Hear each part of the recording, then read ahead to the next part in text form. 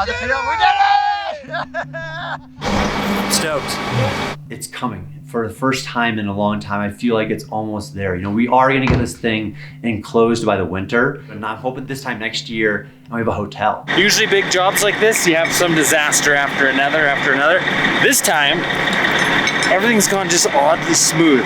40,000 gallons of water right below says you have a well. 40,000 gallon capacity. Yes. And I'll tell you what, man, the weather's been amazing. It's great. Still waiting for something to drop still, because everything's like, something will break on the way down the canyon. so smooth. I can't believe how smooth everything's gone. Harrowing tales from Death Valley National Park in California. More than 6 months worth of rain falling in just hours. Stranding about 1,000 visitors and workers. Roughly 60 vehicles apparently were buried in mud and debris.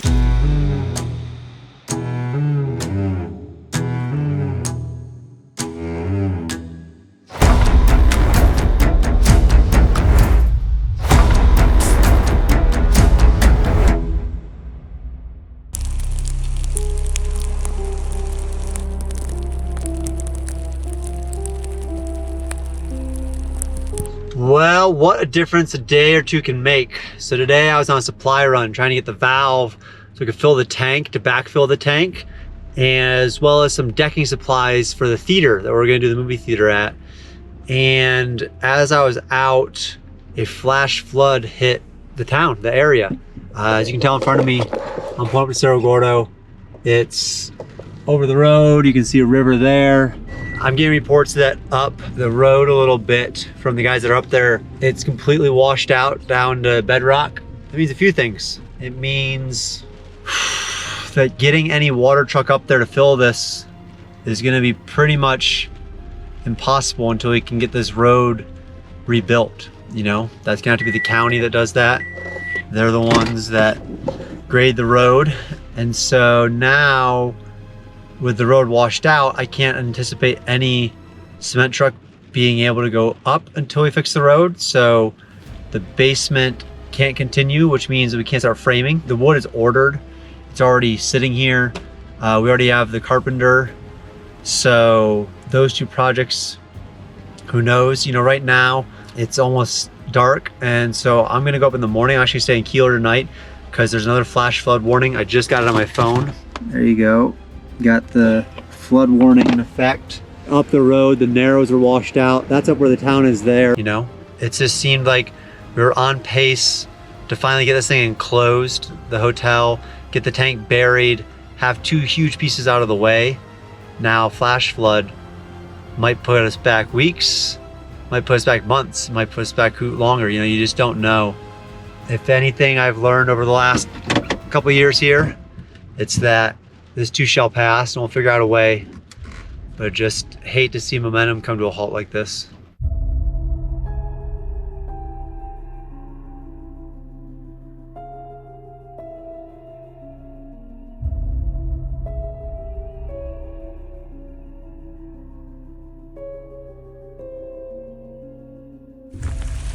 What used to be Cerro Gordo Road, like 2.5 feet deep. There's no way. No. Like, No way. we might be able to get the truck to like here, but then getting through that is like impossible. So we just went up the road and we got up to the Narrows through a couple of already pretty hairy spots. Yeah. And when we got to the Narrows, it's basically just a wash. There is no road. Boulders in the road. It's impassable. Red is stuck up there currently. Yeah. So we're getting a hotel for tonight. We're gonna go up the backside tomorrow and maybe use the excavator to get us back down. We got it. May as well. Yeah.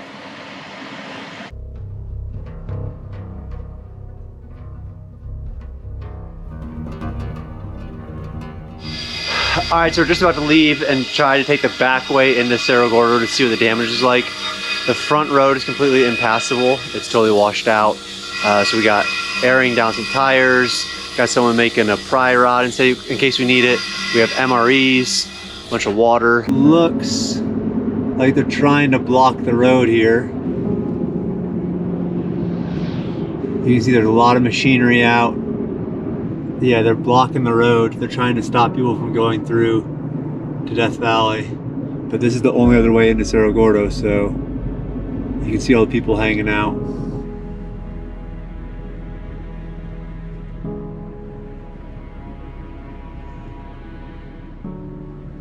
So DWP stopped me and they said that just even up on here on the road a little ways, it's impossible to get past. So there's no way to get in the back way. So that's gonna be fun. So What's going on? the road's blocked here. We can't even take the main highway. Yep. So we're back at it. This road, the highway even, is apparently washed out somewhere along here.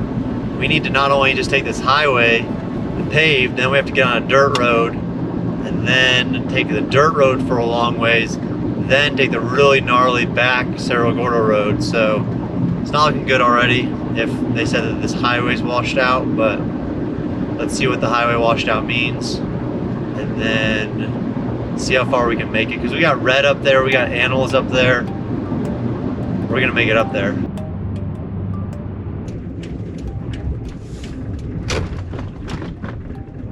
You can see all the warning signs. This is a bad road on a good day. Sure is beautiful out here. Joshua trees. As you can see, we're still on the road. Not too bad so far, surprisingly. A little bit more hope that we can get in the back way. But again, it's really once we get into that gravel, dirt, final climb by Cerro Gordo that's gonna be an issue.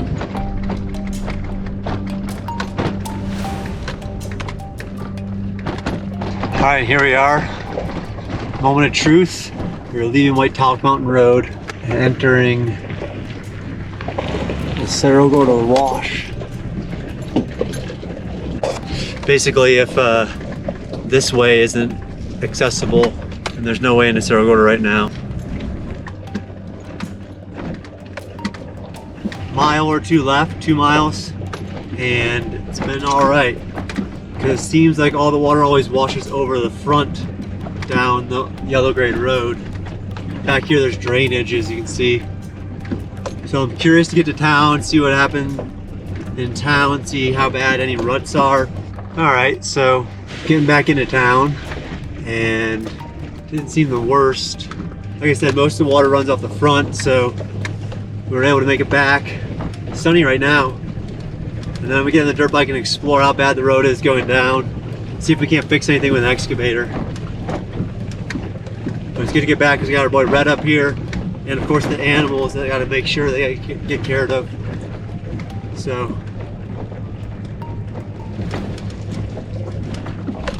All right, now that we're back up here in town, I'm gonna jump on the dirt bike, head down a little bit, see how bad the damage is, see what we can't do to get the front road open again.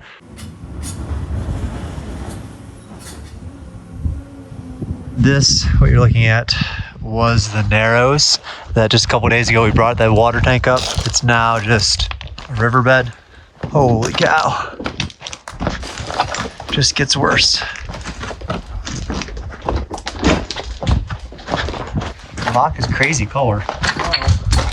You can see how far down it is. It's washed out 2-3 feet. Yeah. It's like this for maybe 100 yards. It just turns back into a wash. So this was previously a nice road that we were on, and it's now just down to kind of the bedrock here. And then down there it gets even worse too. We got a lot of work even just to make this passable, much less usable for big trucks. This is gonna set us back for a really long time. I talked to the county and they said it's gonna be 10 weeks before they can fix the road. And so that's not gonna work. You know, obviously the most impacted project with this is the American Hotel. I remember a week ago, I finally allowed myself to feel that relief that comes when things are back online. And the Diesel brothers that had just been here, we had put in the tank. You know, we had concrete scheduled to be poured on a Saturday. Finally be done with the basement and move on to framing and get this thing enclosed by the winter. And the mason wasn't able to come on one of the days he was supposed to. And so we weren't able to pour the concrete, and the next day we got hit by a 1,000-year flood. You know, and at this point, no concrete trucks are gonna come up the road in the state it's at, so we can't finish the basement, so we can't begin framing. So the wood I have at the bottom of the mountain for the framing is pretty much useless right now, and we're gonna be pushed into wintertime.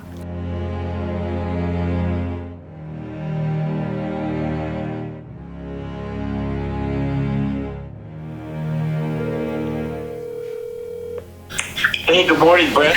Are you stranded? We are, but this is why I was calling. I have an excavator and I can put dirt in to at least get past, but I don't want to get in trouble then for messing with the road, you know? Let me see what I can do.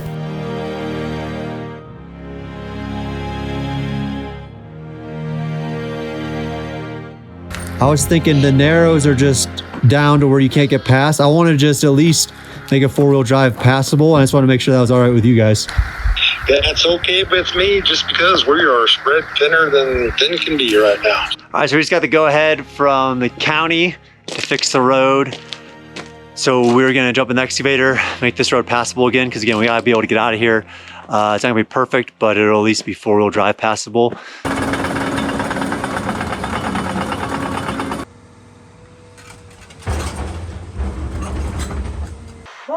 All right, I am down here working on the road in the backhoe, and it is hot. I don't know if you can see that, but I am sweating bullets because, of course, the one backhoe we get does not have a working AC.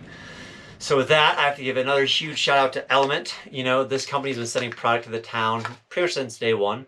It just saves my butt down here. You know, I used to get these really bad dehydration headaches being out here in the desert. But since this, those have been pretty much gone. It's easy to carry around. All it is magnesium, potassium, sodium. I love this stuff. You know, I have to give a huge shout out to them. If you guys are interested, they are giving a free 8 sample pack with any purchase. So if you go to drinkelement.com, so drinklmnt.com/Brent, they'll hook that up. And please do. You know, a lot of times you guys ask, how are you able to keep going? You know, how do you do all these things with the town? It's through the support of not just this channel, but people like Element. And so they mean a lot to me. Hope you guys check out the link. Hope you guys stay hydrated this summer because it is hot. And so with that, I think I'm gonna drink a little bit more and get back to working on this road.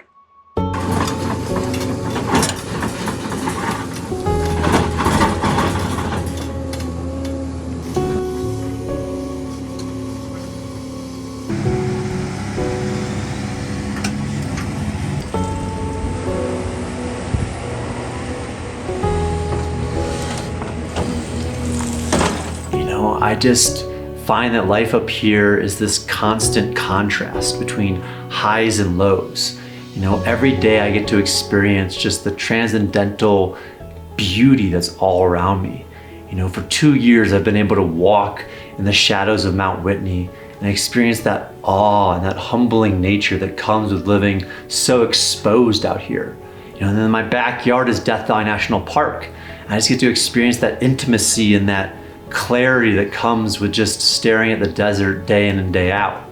But then on the flip side, I just have the wrath that comes with Mother Nature and being so exposed, you know, being exposed literally and metaphorically, being so vulnerable, you know, being vulnerable that my best made plans will just get literally washed away in one day's notice. You know, being so vulnerable that, you know, at times it just makes me want that normal life, you know, that comfortable apartment back in Austin where, you know, the worst thing is if my apartment floods, I call maintenance crew, they come and fix it, and if they can't fix it, they put me up in a hotel.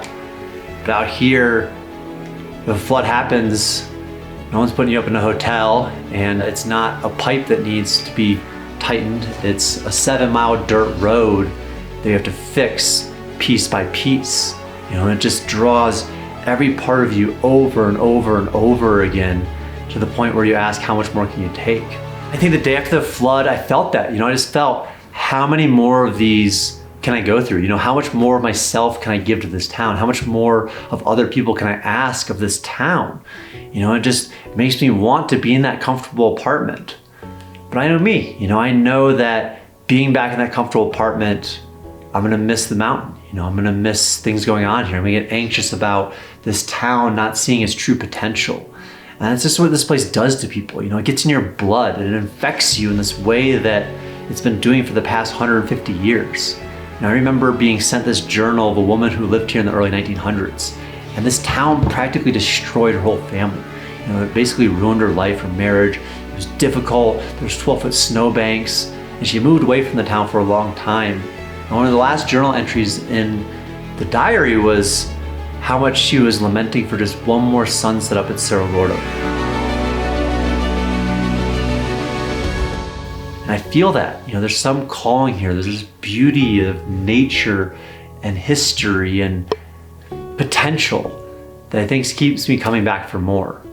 So at this point, at this juncture, a week after, everything looks like it's thrown out the window. It doesn't look like my hotel plans are gonna happen again this year as they haven't for the past 2. It looks like the most practical move is just to go somewhere nice, recount the year, and pick it up again next year. But if you watch this channel for a while, that's not gonna happen. All right, we're midday into day 2, fixing the road. It's slow going. It's one of those things that just has to get done. And I learned up at Cerro Gordo that, I could have sat around and whined about it, thought about it, but at the end of the day, right now, as it stands, I'm the only one that can operate the excavator, and it has to get done. In 2 days, we need to be able to get scaffolding and material up here to continue the progress. I won't let the progress of the hotel be because of something I didn't do. That's what will allow me to sleep at night. All right, as you can see, this road's coming back. We're getting on and off this mountain, and this was totally impassable just a little bit ago. Now you can get a car up here. Still gotta smooth it out a lot, but. So tomorrow I have a backhoe being delivered to Keeler. I have one of my guys, as we speak, out in Ridgecrest looking at a loader. I have people coming up that are willing to help.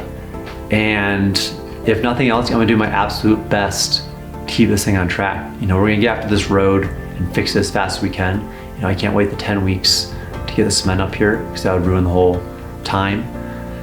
And that's that. I think at the end of the day, between those two decisions, I think the one where I'm actually actively participating in my life and my dreams is gonna be the one that gives me feeling the best at night, no matter how tired I am. We do need help. If you're out there, you're a mason, you're a framer, you're somebody with access to a concrete truck, you're somebody with access to machinery to help fix a road, and you're willing to come up and give this old ghost town a little bit of your time, we could use it. I'm gonna put info below. My email is just brent@cerrogordomines.com. You can email me any ideas or things you may be able to help out with. It would be huge. But it's been a week, and we're done licking our wounds, and once again, just gonna roll up the sleeves and see what can happen. Can't guarantee you what's gonna happen with the hotel project over the rest of the year. It's gonna come down to whether a concrete truck's willing to come up here or not. But I'll tell you this, I'm gonna keep pressing, and I don't know anything else to do. So for now, let's wait for tomorrow, get a backhoe, get to work.